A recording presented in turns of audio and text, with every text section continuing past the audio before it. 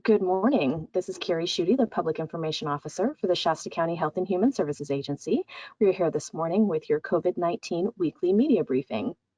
As of yesterday, April 27th, we've had 11,866 confirmed cases, including 7 from Sunday and 29 from Monday.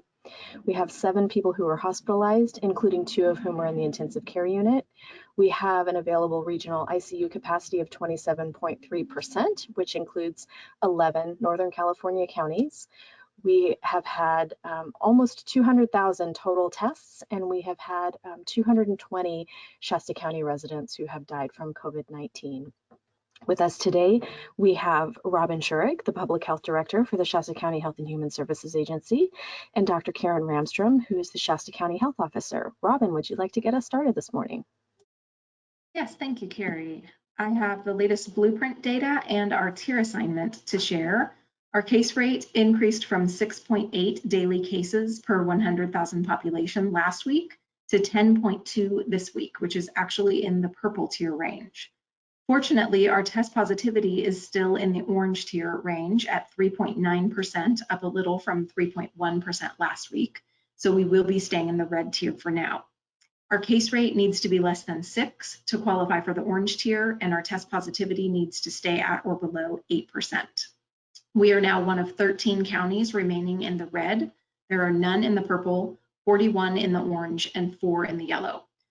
Meanwhile, only 23% of our eligible population, so those age 16 and older, are fully vaccinated, with an additional 11% partially vaccinated, for a total of 34% having had at least 1 dose of vaccine.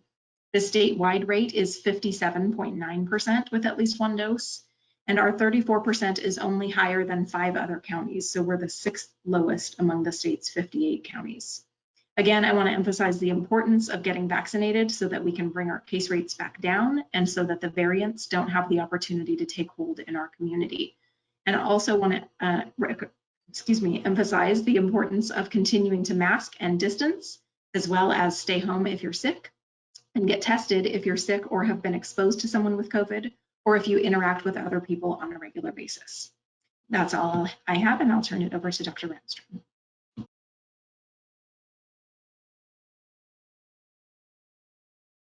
Hello, everyone.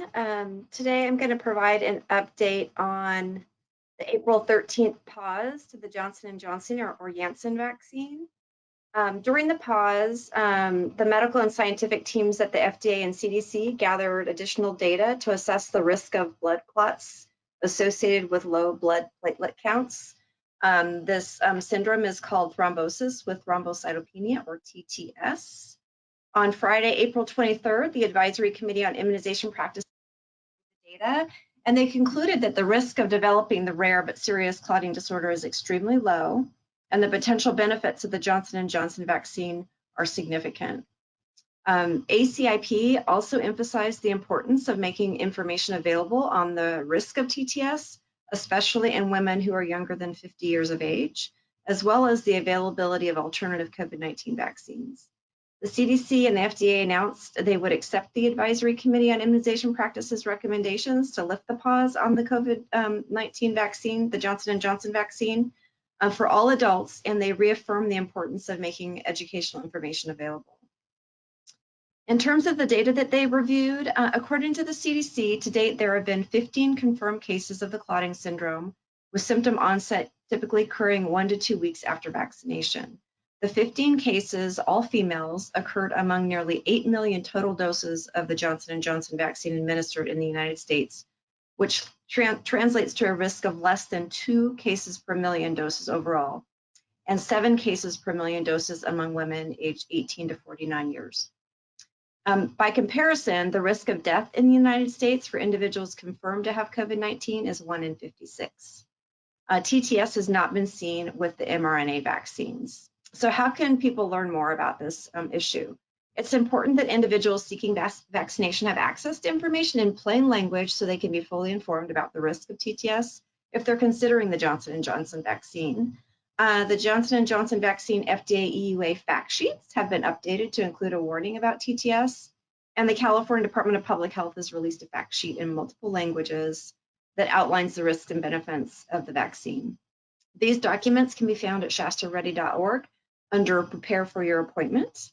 All COVID-19 vaccine providers are expected to inform their patients about the risks and benefits of the Johnson & Johnson vaccine, and we'll be reviewing this information with our vaccine task force providers this week. People who have received the Johnson & Johnson vaccine should contact their primary healthcare provider if they have concerns or if they develop severe headache, abdominal pain, leg pain, or shortness of breath within 3 weeks of vaccination.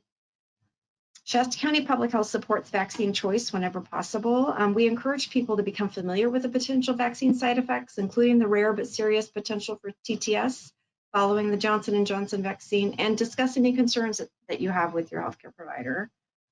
Some women under 50 may prefer one of the mRNA vaccines by Pfizer or Moderna, which do not carry the risk of TTS. Moving forward, it's reassuring that the pause on the use of the Johnson & Johnson vaccine was a result of the systems that monitor vaccine safety in our nation, and they worked correctly. In particular, the CDC FDA Vaccine Adverse Event Reporting System that we've spoken about before, VAERS.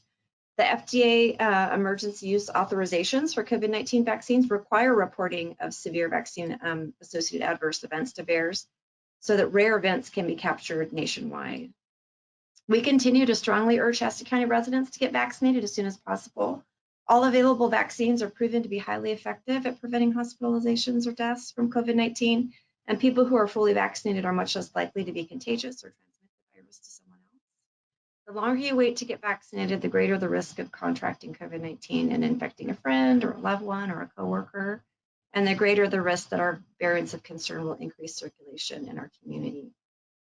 COVID-19 vaccine safety continues to be a top priority for Shasta County Public Health, and we'll continue to monitor the situation and look to the CDC for any additional future guidance.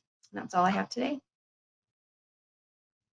All right. Thank you, Dr. Ramstrom, and thank you everyone for joining us. We will be back again next Wednesday at 11 a.m. Have a safe and healthy week.